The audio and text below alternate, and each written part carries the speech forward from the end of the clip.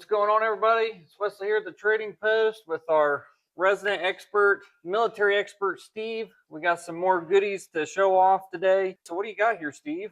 Brian asked for bouncing Betty, so we got some bouncing Betty trainers and an old grenade. I brought that specifically because it is an older one, and I'll show you what's cool about it later. We'll start out with the Mark I training grenade. This was probably made before World War II started. You have the M2 anti-personnel mine, first bouncing Betty that was late World War II, early Korean War, and then the M16A1 anti-personnel mine, which is bouncing Betty, more modern type. As far as I know, they're still using this model. Oh, wow. Okay. You have the fuses. The cool thing about these fuses is that even though this was made back before World War II, Oh, it's like universal yes, design. the fuses can be attached to them. This is the booby trap fuse.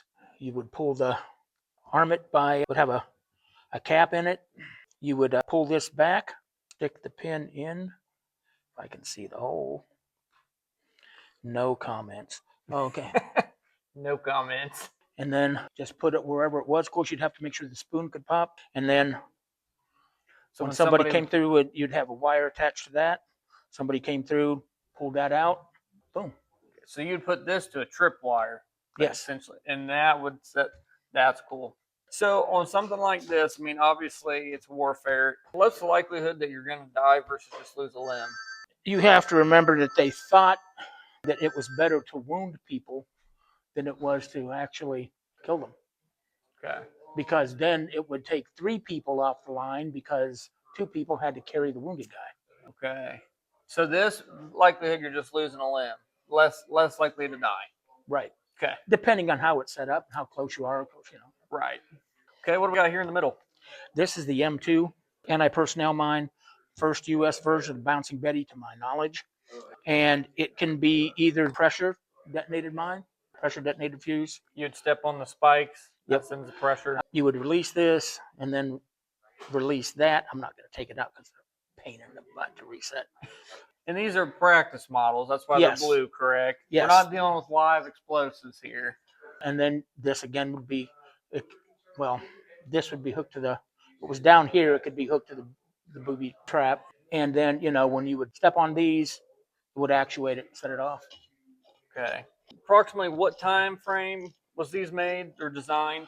These would have been late World War II, Korea. They might have used some early in Nam, but I'm not sure. So probably late 40s, 50s. Yes. Okay. Maybe the early 60s. But maybe early 60s. Okay. And then your M16 was the more modern version, a lot easier to carry. Didn't have to worry about breaking the fuse post off or anything. And then the shipping plug. And like I said, the cool thing about the fuses is that they are all interchangeable. Now, later grenades, they didn't have threaded bottoms. The Mark IIs and 3s, and then up to the 67s. And they didn't have the standard fuses.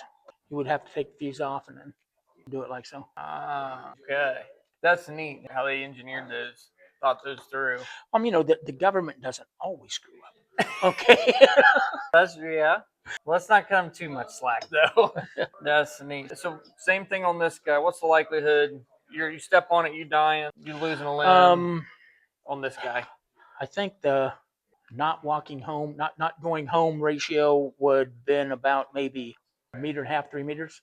Okay. On this one, because these do go straight up, go up and out. And out. So that's probably it for today. Nothing super complicated or extremely rare. And this guy, you're saying they still even use those today, even? Yes. So obviously these are dummies, they're practice ones. Yes. Trainers. What do these cost today just to have one? What's the secondary market value of these? This $300 to $500. $300 to $500. This last one I seen was like $750. Okay. And this, they've kind of varied. All right. I have seen them as low as $200 and as high, you know, I mean, depending on whether or not they get shipping plug or fuse and stuff with them. And I've seen them go to $7 or $8. Those actually have quite a bit of weight. I mean, those are pretty stout. Again, they were designed to give you the weight of the actual device. So, well, that's neat. We always appreciate Steve coming down. He's always got some cool stuff, and we can't wait to see what you bring us next. We're digging. We're digging through the files.